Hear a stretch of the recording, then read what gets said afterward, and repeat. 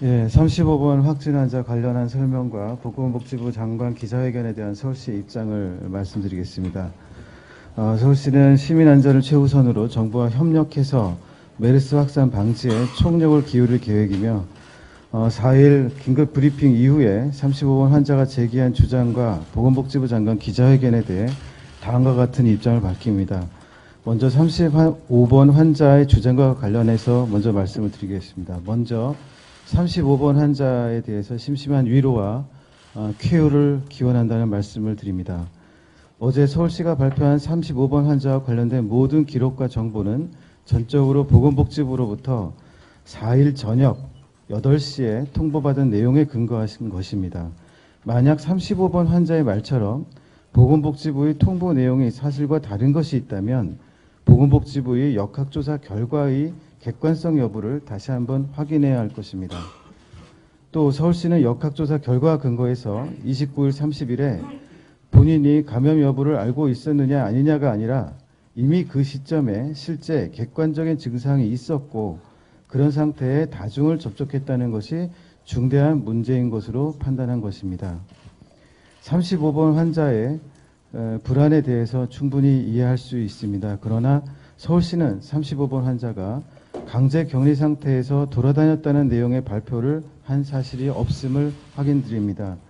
서울시 역시 35번 환자도 한 명의 희생자로 대단히 안타깝게 생각하고 깊은 위로를 드리며 치료를 위해 필요한 모든 지원을 다할 것을 약속합니다. 두 번째, 보건복지부 장관 기자회견 내용과 관련해서 말씀드리겠습니다. 보건복지부 장관은 관할 보건소가 검사에 참여했고 역학조사단이 서울시 역학조사관 등과 함께 했고 SNS를 통해서 단체 공유를 했다고 주장하고 있습니다. 서울시는 35번 환자의 동선에 대해서 일체 사전에 정보를 전달받은 바가 없습니다. 특히 역학조사관은 서울시 산하의 역학조사관으로 이름을 갖고 있긴 하지만 이와 같은 감염사고 발생 시 중앙에 따라서 질병관리본부의 오더를 받아서 중앙역학조사단의 일원으로 참여하는 것으로 서울시에 보고를 하거나 정보를 제공할 책임과 의무가 없습니다. 서울시가 35번 환자의 동선을 처음 인지한 것은 6월 3일 밤 11시 보건복지부가 주관한 대책회의에서 서울시 보건의료 정책과장이 참석하면서 확인되었습니다. 그 회의는 35번 환자의 역학조사 결과를 공유하고 대책을 논의하는 것이 아니었으며 회의에 참석한 서울시 담당 공무원이 언론에 보도된 내용을 근거로 물어보고 문제 제기하는 과정에서 논의가 시작되었습니다. 이후 즉시 서울시는 질병관리본부에 대해 신속한 정보 공개와 조치를 하도록 수차례 요구했고 보건복지부 장관, 질병관리본부장과 박원순 시장이 직접 통화한 사실도 있습니다. 그럼에도 35번 환자에 대한 역학조사 결과 역시 6월 4일 저녁 8시에서야 복지부로부터 전달을 받았습니다. 서울시장의 긴급 브리핑 배경에 대해서 다시 한번 설명드리겠습니다. 서울시가 6월 4일 오전 보건복지부로 통보받은 결과는 수동감시로 전환하겠다는 것이 뿐이었습니다. 여기서 말하는 수동감시라고 하는 것은 대상자에게 어떤 특정한 장소에서 머물러는 동안 환자와 접촉했을 가능성에 대해서 통보하고 그 격리 대상자가 신체적인 이상이 발생했을 때 어디로 신고를 하라라고 하는 그 내용만을 통보받는 것으로 자택격리라든지 능동감시보다 훨씬 낮은 수준의 아주 낮은 수준의 그런 이제 관리 체계라고 말씀드릴 수 있습니다. 서울시는 이에 대해 환자의 동선과 접촉했던 사람들에 대한 정보 공개를 건의했으나 이를 복지부가 수용하지 않습니다. 이에 서울시는 서울시 감염병관리지원단 전문들과 수차례 회의한 결과 35번 환자가 접촉했던 다수의 시민들에 대한 보호가 시급하고 수동감시로는 대응이 불가하다는 판단하에 부득이하게 가택격리를 포함한 조치를 발표하게 된 것입니다. 시민 안전을 책임져야 하는 시장의 입장에서 법률에 의해서 책임을 다할 수밖에 없었던 상황입니다. 특히 서울시는 메르스가 지역 감염으로 가는 기로에 선 지금의 상황에서 정보 공개와 신속한 대응이 1분 1초라도 늦출 수가 없고 시급한 것으로 판단했으며 민관 합동 회의 결과를 반영해서 발표를 하게 된 것입니다.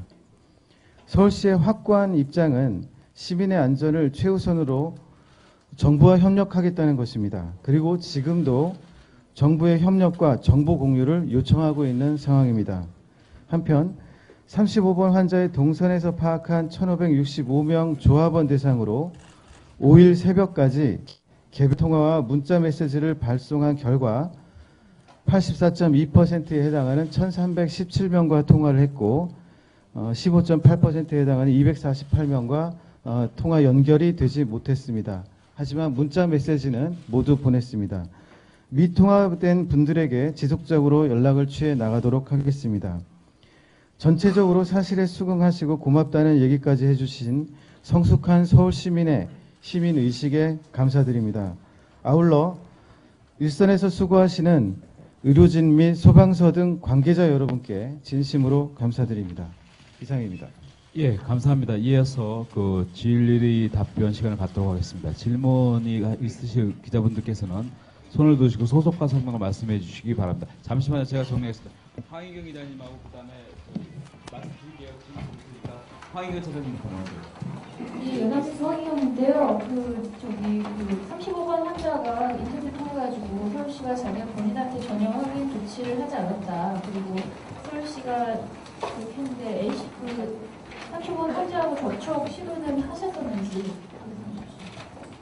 예, 저희가 어제도 밝혔지만 이 35번 환자에 대한 29일부터 31일 동안의 동선과 관련한 모든 내용은 저희가 보건복지부로부터 제공받은 자료에 의한 내용일 뿐이지 거기서 더하거나 뺀 내용이 없습니다. 그래서 만약에 환자가 그 사실을 거부한다면 그것은 중앙정부의 그런 이제 역학조사반과의 사실 여부를 확인하는 것이 우선이라고 생각합니다. 예, 감사합니다. 다음 홍준기 기자님 질문 하시겠습니까? 어제는 청와대 지침에 따라서 한 환자 한 명당 한 명이 마크가 돼서 격리를 하신다고 했는데, 네, 그게 구체적으로 어떻게 이루어지는지와 환자 개별 접촉한 분들에게 어떤 내용이 고지가 됐는지를 좀 알려주셨으면 좋겠습니다. 예, 지금 현재 이 1,565명 이전에도 환자가 계속 발생했잖아요. 그래서 환자가 계속 발생하면 보건복지부가 역학조사를 통해서 그 환자와 접촉했던 사람들을 격리 대상, 자가격리 대상과 그 다음에 이제 능동감시라는 거를 이제 두고 있습니다. 능동감시의 요 차이는요, 능동감시 대상자는 이동에 제한이 없습니다. 그러니까 자가격리 대상자는 이동에 제한이 있는 것이고, 이제 능동감시 대상자는 이제 이동 제한이 없거든요. 그런데 이 두 부류에 대해서 모두 자치구 보건소가 하루에 2번씩 전화로 확인하고 필요한 경우에 직접 방문해서 확인까지 합니다. 이제 그러한 조치로 이제 관리를 하도록 되어 있는데요. 그런데 지금 어제 내려온 그 지침은 어제 오후 6시에 전달이 된 거고요. 그래서 지역사회의 전파를 좀 더 강화하기 위해서 그런 것이 전파되지 않도록 강화하기 위해서 1대1로 격리 대상자나 이제 능동 감시자 한 사람당 한 명의 공무원이 직접 붙어서 관리를 하도록 하라라고 하는 지침이 어제 오후 6시에 이제 온 겁니다. 그래서 지금 이 시간에 1시간 전에는 지금 이제 부구청장과 보건소장 회의를 통해서 전달이 됐고요. 지금 이 시간에 구청장 회의가 열리고 있습니다. 그래서 이와 같은 상황이 전달이 되면서 오늘 오후에 준비가 될 것으로 봅니다. 그런데 이 과정에서 보건소 직원만이라는 게 굉장히 수가 부족하고 이러기 때문에 그리고 또 자치구의 행정사무가 꽤 있기 때문에 임시로 사람을 더 채용을 해서 진행하는 것까지 고려하고 있습니다. 조치된 내용이 있나요? 특별히 뭘 조심하시라 연락을 하시면서. 그거는 질병관리본부 보건복지부에서 기본적으로 통보하라는 내용이 있고요. 그 내용에 준해서 저희들도 시행하고 있습니다. 예. 감사합니다. 잠깐만요. 제가 김재준 기자님 다음에 그 질문 드릴게요. 김재준 기자 좀 드리고 말씀드릴게요. 그 보건복지부가 오늘 발표한 내용 중에 그 어제 그러니까 그 재건축 조합 참석자 명단을 그 조합에 그 제출해 달라고 요구했는데 이제 조합에서 거부했다는 건데요. 혹시 서울시가 지금 명단을 확보하고 있다면 예. 그 보건복지부에 제출을 할 용의는 없나요? 제출했습니다. 제출했습니까? 예, 어젯밤에 이미 보냈습니다. 아, 예. 그리고 그 저 국제 심포지엄 그 의사가 참석했다고 하는 국제는 아니고요. 그래 심포지엄. 예. 근데 심포지엄이 이제 그 뭐 1박 2일이었다고 그러는데 박은 아니었고요. 이틀 동안 진행되는 프로그램이었습니다. 그러면 두 번의 심포지엄인데 지금 그 해당 의사는 31일 심포지엄에 참석을 안 했다고 지금 주장을 하는데 그건 좀 사실이 사실이 어떻게 되는 건가요? 예, 복지부에서 저희들에게 전달해준 문서에 의하면 31일 날 둘째 날 예.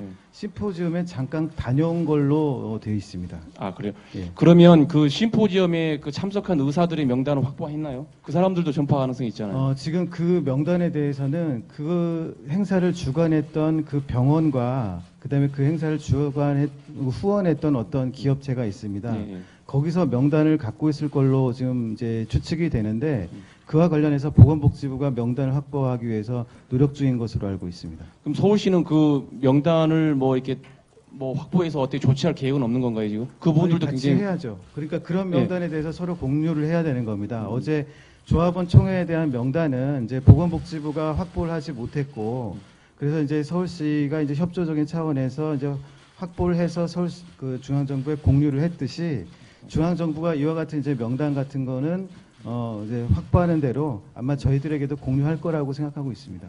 예, 감사합니다. 다음은 손대승 기자님 드리고 그다음에 드릴게요. 잠깐만. 예. 유심 환자가 발생할 경우에는 예. 이 자체적으로 이제 병원이 좀 수용하기가 어려운 상태라고 예. 그러더라고요. 그래서 예. 서울시에서 예를 들어서 뭐 수용 시설이랄까, 격리 예. 시설이랄까 이런 제공할 예를 들어서 뭐 시립병원 같은 거 있잖아요. 서울시 예. 그런 예. 의사가 있는지 좀 물어보더라고요. 예. 어떻습니까? 현재 서울시에는 그 국가가 지정한 격리병원 3개가 있고 그리고 민간병원이지만 국가가 지정해서 운영하는 지역거점 격리병원이라는 게 6개가 있습니다. 그 9개 병원에는 현재는 그 주로 확진 환자 중심으로 수용이 되고 있고요. 확진 환자 또는 양성으로 강하게 의심되는 환자가 이제 그 병원 안에 지금 입원되어 있는 상황입니다. 예. 그리고 지금 이제 시립병원, 그 외에 시립병원들이 있기 때문에 그 외 시립병원들에서는 지금 이제 뭐 아주 양성으로 강하게 의심되는 환자는 아니지만 그래도 이제 일정한 증상 때문에 의심이 가고 관찰이 필요하다라고 생각되는 그런 환자들은 저희 시립병원을 통해서 이렇게 관리를 할 예정이고요. 그 다음에 시설 격리를 원하시는 이제 희망자들이 있을 수 있기 때문에 그분들을 위해서 서울시가 좀 충분한 정도의 그런 이제 시설을 지금 준비하고 있습니다. 네, SBS CNBC 송태입니다.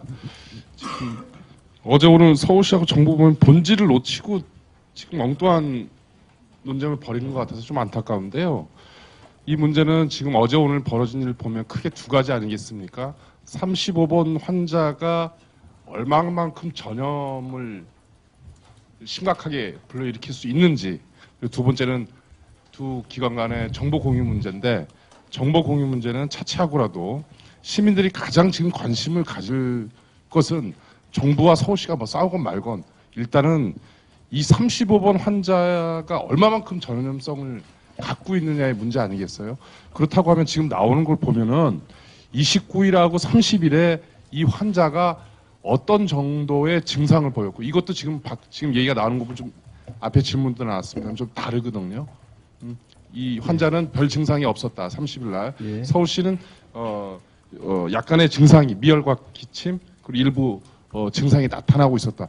그렇다고 하면 이 35번 환자의 29일, 30일 이런 증상이 나타났을 때 접촉한 1,000명의 환자들의 대응 정도도 달라질 거 아닙니까? 예. 그 인식이 예. 정부하고 서울시가 지금 다른 이유. 예. 지금 같은 환자에 대해서 다르게 판단하고 있다면은 예, 예, 다르게 알겠습니다. 판단하고 있는 근거를 만약에 예, 정부는 예, 서울시가 예. 속된 말로 오바해서 의심하고 있다고 과잉 조치를 오히려 불안을 예. 하고 있다라고 판단하는 것이니 그리고 그 서울시는 아니다. 이게 지금 이 양반이 이미 이 정도면은 의심 진단을 받지는 않았지만 의심 증상을 보였기 때문에 알겠습니다. 전면력이 있는 것이다.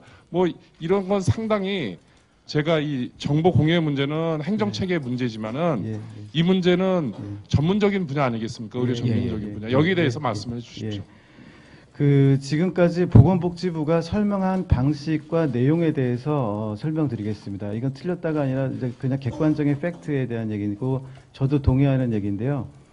그러니까 이 바이러스성 질환이기 때문에 이 병에 걸렸는데, 그러니까 접촉을 했는데, 지금 이제 자택격리자는 사실 환자의 상태는 아직 아니거든요. 뭐냐면 접촉을 했지만 증상이 안 나타나는 경우에는 전파력이 없습니다. 그렇게 봅니다. 그러니까 증상이 나타나지 않는 한 전파력은 없다고 봅니다. 그래서 첫 번째 환자가 5월 4일 날 비행기를 카타르 항공을 타고 한국에 들어왔습니다. 그래서 그때는 공항에서 그 환자가 첫 번째 환자가 그때 5월 4일 들어올 때는 증상이 없었거든요. 그래서 전파력이 없었던 겁니다. 이제 그렇게 설명을 보건복지부도 그렇게 했었고요. 그런데 이 환자가 35번 환자는 보건복지부 역학조사에서 어떻게 설명을 했냐면 5월 29일에 이건 이제 여러분들에게 지금 나누어드린 이 자료와 같은 내용입니다. 이건 보건복지부에서 제공해줬던 것이고요. 5월 29일에 가벼운 기침이 있었다라고 이제 시작을 합니다. 그리고 5월 30일에는 미열과 기침이 있었다고 얘기를 했고요. 그다음에 5월 31일에 기침과 가래가 나왔다라고까지 얘기했습니다. 가래가 나왔다라는 건 굉장히 좀 진행이 됐다 이렇게 판단을 할 수가 있는 것이고요. 그리고 이런 증상에 대해서 저희가 이제 역학 전문가들의 의견도 충분히 들었습니다. 이런 상태에서 감염력이 어느 정도라고 판단하느냐 이거에 있어서 어제 저녁에 함께 했던 이 전문가분들 그리고 저희가 그런 전문가분들의 충분한 검토를 통해서 전파력으로 있는 것으로 좀 간주해야 되고 그리고 그래서 이 1565명에 대해서 그냥 뭐 단순 감시 이런 정도가 아니라 뭐 수동 감시 이런 정도가 아니라 능동 감시 이런 정도도 안 된다. 자택격리 수준에서 관찰하는 것이 필요하다. 이동 제한까지 걸어서 관찰하는 것이 필요하다라는 의견을 전문가들에게 들어서 그런 조치를 취했던 겁니다. 예, 감사합니다. 예, 다음은 잠깐만 두 분이 있으니까 저 구혁이 차장님부터 먼저 질문 드리고 그다음에 남형도적 기자님. 35번 환자가 예. 5월 27일 날 14번 환자를 어쨌든 접촉을 하잖아요. 예. 그래서 여기는 29일부터 설명이 됐는데 예. 27일이나 28일 날 예. 뭐 해당 병원이라든지 예. 또는 질병관리본부에서 이 사람에 대해 이거 말고 또 다른 조치가 있었는지 어떤 설명이나 아니면 지침이나 뭐 이런 것이 있었는지 설명을 해주시고요. 예. 그러니까 이틀 앞서서 27일, 28일이요. 예. 그 다음에 두 번째는 수동 6월 4일 날 밤 8시에 이제 지침이 왔다고 그랬잖아요. 여기 예. 첨부했다고 하는데 이 결과 문서 전체를 좀 한번 공개를 해줄 수 있는지. 지금 이 배포가 되지 않았나? 이게 내용이? 아, 예. 이 자료가 지금 배포가 됐을 건데 지금 못 받으신 것 같은데요. 예. 지금 35번 확진 환자 역학조사 결과라는 제목의 이게 내용이 답니까? 예, 그렇습니다. 보건복지부에서 제공받은 내용의 원본입니다. 그러니까 여기에 뭐 수동감시 이런 게 들어가 있는 게 아니고요. 수동감시는 구두로 들은 건가요? 그러니까 이 35번 환자에 대한 수동 감시는 아니고요. 이 35번 환자는 이제 당연히 입원 조치되어야 할 그런 환자라는 얘기고요. 어제 이 35번 환자가 참석했던 재건축 조합 총회 거기에 참석했던 1,565명에 대해서 보건복지부가 수동 감시를 하려고 한다라고 하는 얘기를 6월 4일 어제 오전에 저희가 이제 그 얘기를 들었던 겁니다. 그래서 너무 이게 그 안이하게 대처하는 것이라는 그런 판단이 좀 들어서 좀 더 높은 수준에서의 대응이 필요하다라고 저희가 봤던 겁니다. 그리고 5월 27일, 5월 28일과 관련해서 다시 한번 어제도 제가 이제 그 다 한 다음에 몇 분 그 기자님들께서 더 추가로 질문을 해주셔서 답변을 해드렸는데요. 제가 다시 한번 정확하게 확인을 해드리겠습니다. 이 35번 환자에 대해서 보건복지부가 이 환자를 이제 격리 조치하라라고 강남구 보건소에 오더를 내린 것은 5월 31일입니다. 그러니까 그 5월 27일 날 이 환자가 이 환자 그러니까 35번 환자 의사죠. 그 환자가 14번 환자를 접촉했습니다. 근데 14번 환자를 접촉했다라는 게 진료를 뜻하는 게 아닙니다. 35번 환자가 14번 환자를 진료했다 이런 뜻이 아니라 접촉했다라고 하는 겁니다. 그 접촉의 강도나 이제 수준을 뜻하는 것이죠. 그거에 따라서 이제 그것을 이제 병원 측에서 확인한 것이고요.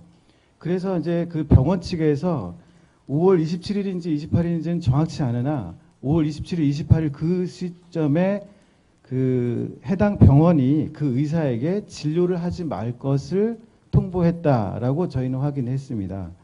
그러니까 무슨 얘기냐면 질병관리본부라든지 이런 데에서 이 35번 환자에 대해서 어떤 조치를 취하라라고 하는 오더가 그때 당시에 내려온 것은 아니다라고 하는 말씀을 드립니다.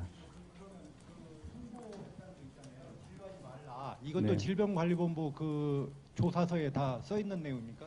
그 내용은 지금 여기엔 들어와 있지는 않습니다. 그러니까 보건복지부가 저희한테 제공해준 내용의 전부는 이것이고요. 예. 지금 말씀드린 그 병원에 대한 것은 저희들이 다른 루트를 통해서 확인한 내용입니다. 예, 감사합니다. 다음 남영도 기자님. 모니터대 남영도인데요. 일단 좀 궁금한 게 1565분에 대해서 전화를 하셨다고 했는데 전화하신 분들 중에 이 메르스 증상이 있다고 얘기하신 분들이 있는지 먼저 좀 궁금하고, 그리고 이분이 29일에 병원 근무를 했다 그러는데 이 병원 근무라는 게 환자를 진료했다는 건지 아니면 병원 내에서 그냥 있었다는 건지 그것 좀 말씀해 주시고, 그리고 1대1 관리한다고 했는데 좀 더 구체적으로 말씀해 주세요. 뭐 어떻게 나가는 걸 뭐 제한한다는 건지, 뭐 일일이 붙어 있어서 24시간 있겠다는 건지, 뭐 어떤 건지 좀 구체적으로 말씀해 주시죠. 예, 첫 번째 질문 죄송합니다. 1565명에 대한 증상에 대한 방금 전에 말씀드린 대로 1565명에 대해서 저희 직원들이 어제 오후 11시부터 12시 사이에 이제 통화를 다 했고요. 84.2% 정도가 통화가 됐는데 그 중에는 아직 증상이 있다는 사람은 없었습니다. 그리고 근데 아마 그 통화를 받은 그 대상자의 입장에서는 그거를 아직 자각하거나 의식하지 못할 가능성도 있는데 어쨌든 다행히 통화 속에서 그런 내용은 일단은 없었다는 말씀을 드리고요. 그 다음에 두 번째 29일 근무를 했는데 그것이 이제 진료를 했느냐 그 여부는 저희가 아직 거기까지는 확인을 못했습니다. 그러니까 지금 현재 저희가 이 35번 환자에 대해서 인터뷰를 통해서 추가적인 내용을 좀 더 확인하는 그런 절차를 밟을 건데요. 그리고 또 이 환자의 동선을 좀 더 구체적으로 파악하기 위한 조사를 이제 착수할 것인데 아직까지는 그 시작을 못했습니다. 그래서 5월 29일 병원 근무 내용이 어떤 내용인지 저희가 아직 확인은 못했습니다. 추가적으로 확인하는 대로 다시 말씀을 드리도록 하고요. 1대1 관리가 이제 어떤 의미냐, 뭐 집 앞에서 지키고 있다는 뜻이냐 그런 것은 아니고요.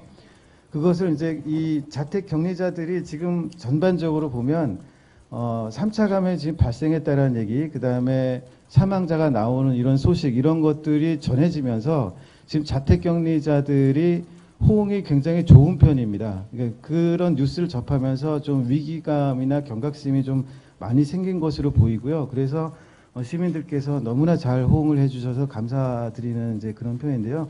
그렇지만 아주 일부 소수의 좀 저희들한테 호응을 잘 못 해주시는 분들이 계십니다. 여러 가지 이유, 뭐 또 생활 속에서 불편함, 뭐 등등 여러 가지 이유가 있으실 거라고 생각을 하는데 그래서 이제 저희들이 좀 관련의 입장에서 좀 불안함을 느끼는 그런 격리 대상자들이 있습니다. 그래서 그런 분들에 대해서 현재는 어떻게 하고 있냐면 저희가 이제 확인을 핸드폰으로 하지 않고 가급적 집 전화로 이렇게 하고 있고요. 그래야 이제 집에 계신지를 확인할 수 있으니까요.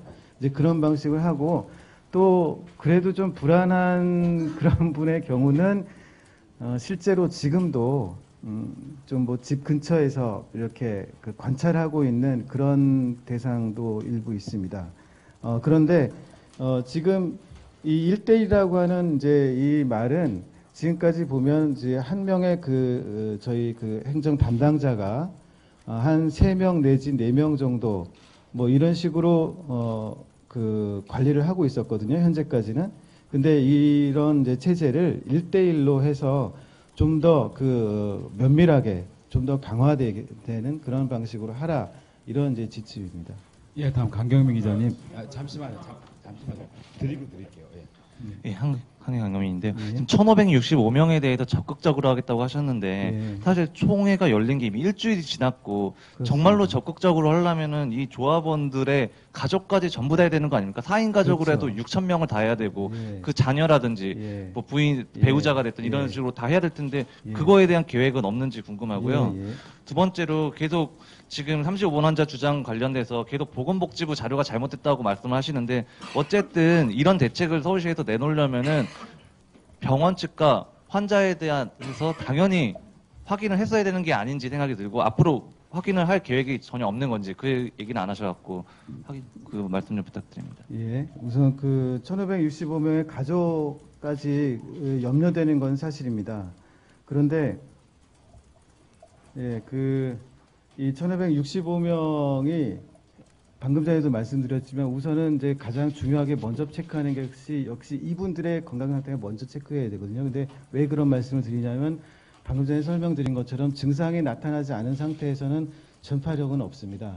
그런데 이제 다행히 저희가 어제 통화한 바로는 현재까지는 증상이 있으신 분이 없어서 이제 다행이고요.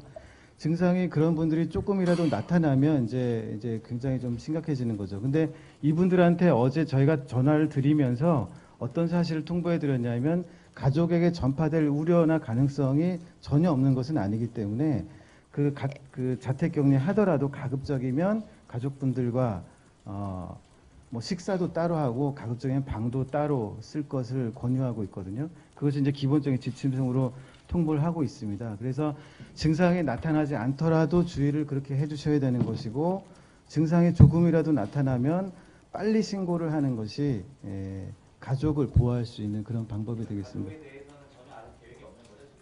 가족에 대해서는 그러니까 1,565명이 증상이 나타나지 않는 한 가족들은 일단은 전파력은 없다 이렇게 봅니다. 그것은 보건복지부의 입장도 마찬가지입니다. 그리고 두 번째로 35번 환자에 대한 이제 확인 대책에 대해서 말씀하셨는데 예, 방금 전에도 말씀드렸는데 서울시에서 별도로 이제 이 35번 환자에 대해서 추가적인 인터뷰와 역학조사를 시행할 계획을 갖고 있습니다. 지금 의료진들에 대한 이제 준비라든지 이런 것이 이제 충분히 되어야 하고요. 또 그 환자가 현재 입원해 있는 병원 측의 협조도 구해야 되고, 그리고 또 서울시가 단독으로도 할 수 있지만 가급적이면 중앙정부, 그러니까 질병관리본부하고 같이 협의를 해서 추가적인 역학조사를 실시할 예정입니다. 예, 감사합니다. 다시 한번 질문 받기 전에 지금까지 나왔던 질문과 다른 질문 사항 중심으로 질문해 주시고요. 유서 항목은 끝난 다음에 질문해 주시기 바랍니다. 잠시만요. 우경임 기자하고 음성원 기자하고 순서대로 말씀드리겠습니다. 우경임 기자 먼저 말씀해 주십시오. 아까 가택격리, 자가격리 하시는 분 중에 불안한 분이 있으면은 뭐 강제 어제 격리 검토하신 거 진행이 가능한 거죠. 어제 강제로도 격리하겠다, 검토하겠다 이런 말씀 저녁에 하셨잖아요. 예. 강제격리라는 이제 표현은 이제 이런 뜻입니다. 그러니까 강제격리라는 표현은 없고요. 정확한 표현을 말씀드리면 자가격리가 있고요. 그다음에 이제 시설격리가 있고, 그다음에 능동감시, 그다음에 수동감시 이런 표현을 이제 정확히 씁니다. 그런데 이제 강제라는 표현이 들어갔던 것은 아마도 자택격리와 시설격리의 경우는 그것이 그 이동 제한의 조치가 있는 거거든요. 14일 동안. 그리고 그것을 지키지 않으면 고발할 수 있는 것이 이제 법적인 근거가 있습니다. 그렇기 때문에 이제 강제라는 표현을 형용사적인 의미에서 쓴 것이고요. 그것이 이제 그 강제 격리라고 하는 것의 고유명사로서의 어떤 뜻을 가지고 있지는 않습니다. 그 자택격리와 시설격리는 확진 환자만 대상 아닌가요? 근데 1565명에 대해서 의심도 아닌 환자한테 강제격리를 검토한다 이런 말씀을 하실 수 있는 건지. 예, 이렇게 말씀드려야 되겠습니다. 우선 그 자택격리자라는 표현을 저희가 쓰는 이유는 이제 자택격리와 환자, 자택격리 대상자는 환자가 아닙니다. 그래서 아직 환자가 아닌 환자가 될 가능성이 있어서 관찰이 필요한 자 이렇게 해서 이해하시면 되겠고요. 그런데 그래서 환자인 상태면 병원에 계셔야 되는 겁니다. 환자인 상태에서 자가격리를 하는 것은 아주 작은 기본적인 당뇨병이라든지 기본적인 만성질환이라든지 이런 것이 아니라면 근데 그런 경우에도 상황에 따라서는 병원에 가셔야 되는 것이 옳은 겁니다. 그런 것이고요. 그래서 집안에 계신 그 자택격리에 놓이신 분들의 현재 건강 상태라고 하는 건 그 증상이 아직 발현되지 않은 평상시와 크게 다른 건강 상태가 아닌 그런 분으로 이해를 하시면 되겠습니다. 저 한 가지만 더 여쭤볼게요. 어제 보복부 하나만 더 여쭤볼게요. 해명에 따르면 그 조합원 명단을 확보한 뒤에 이제 뭐 격리든 뭐 그런 조치를 취할 예정이었는데 그 명단이 확보되기 전에 서울시가 미리 발표했다. 이게 복지부 해명이거든요. 여기에 대해서 사실관계를 좀 정리를 해주셨습니다. 보건복지부가 그렇게 설명은 안 했던 것 같습니다만 제가 이해하는 방식대로의 이제 지금 상황과 이런 것을 말씀을 드리자면 그러니까 이제 1565명이라는 이제 구체적인 명단을 확보를 그러니까 그 1565명이 참여한 그 총회에 다녀왔다라는 것을 6월 3일 밤 늦게 저희들이 이제 처음 확인한 거고 그래서 6월 4일 날 그 사실에 근거해서 저희가 사실 확인하면서 이제 대책회의를 가졌던 것이죠. 그래서 처음에는 보건복지부가 그 조합원 총회에 참석했던 전원에 대해서 보건복지부가 직접 관리를 하겠다. 이제 이런 뜻을 보여서 저희가 재차 확인했습니다. 어떻게 관리를 할 예정이냐. 그랬더니 복지부 답변이 수동 감시를 하겠다. 이렇게 얘기를 했던 겁니다. 그래서 그것이 너무 약한 조치가 아니냐. 이렇게 됐던 것이고요. 결국 1565명이라는 숫자의 확정과 그 명단은 어제 오후 제가 정확한 시간을 기억이 못하는데 6시경에 그 명단을 확보를 했던 겁니다. 그리고 저희가 명단을 확보하자마자 보건복지부로 전달을 했습니다. 예, 다음 음성원 기자님. 그 역학조사 이 결과만으로 보면 이 네. 35번 환자의 감염력이 며칠부터 있었는지가 궁금하고요. 두 번째로 이제 총회가 열린 지 일주일 정도가 지났는데 언제까지 관찰을 해야 하는 건지 궁금합니다. 예, 우선 환자가 전파력을 얼마나 갖느냐는 사실 사람에 따라서 모두 다릅니다. 예, 그래서 그러니까 지금 질병관리본부 미국의 질병관리본부 CDC 하고요. 그다음에 WHO에 의하면 증상 발현이 보통 2일에서 5일 정도 가는데 최장으로는 10일에서 14일 간다. 이제 이렇게 밝히고 있거든요. 그런 점에서 그 환자의 상태에 따라서 언제 집중적으로 그런 그 증상이 발현이 되면서 전파력이 증상이 강화될수록 전파력이 강해질 텐데 그게 어느 시점인지는 환자들의 건강 상태라든지 연령이나 성에 따라서 상당한 차이가 있습니다. 그렇지만 그 가능성에 대해서는 존재하기 때문에 이 상태를 그래서 아까도 말씀드렸지만 그 보건복지부에서 전달받은 내용을 근거로 해서 그 전문가들에게 해석을 의뢰했더니 그 전문가들의 의견은 이 상태에서도 감염력과 전파력을 가질 수 없다고 배제할 수 없다. 가능성을 배제할 수 없다. 이렇게 봤기 때문에 저희들이 좀 그런 조치를 취하게 된 겁니다. 그리고 또 한 가지 그렇죠. 29일부터라고 볼 수 있습니다. 예, 그리고 28일은 저희들이 보고받지 못했기 때문에 28일 상태는 모르겠고요. 그 다음에 그 조합원 총회가 5월 30일에 있었습니다. 그래서 지금 이제 가택격리자, 모든 가택격리자가 마찬가지인데요. 접촉했을 것이라고 추정되는 그 일정으로부터 14일간이 기간입니다. 그래서 지금 1565명의 이분들의 경우는 5월 30일을 기준으로 해서 14일간 그 격리 기간이 설정되게 됩니다. 예, 공식적으로 한 번만 질문 받고 다음에는 끝나도 기록 받겠습니다. 네, 송재 기자님.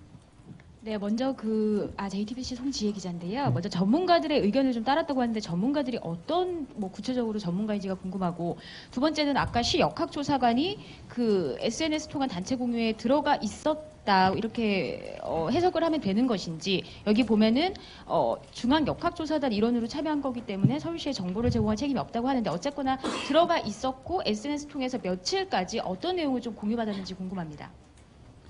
예, 우선 그 전문가라고 하는 분들은 저희 그 감염병 내과의 그 전문가들이십니다. 그래서 전 질병관리본부장님도 계시고요. 그러니까 서울대 교수님들도 계시고, 그리고 바이러스에 대한 이제 전문가분들도 계시고, 그래서 저희가 그런 분들을 일상적인 자문을 받기 위해서 서울시에 감염병 감시사업 지원단이라는 기구가 있습니다. 그래서 이제 거기에서 일상적인 자문을 받고 최근 상황과 같은 이런 상황에서는 아주 긴밀하게 협력하면서 전문가적인 자문을 받아서 의사결정을 하고 있다는 말씀을 드리고요.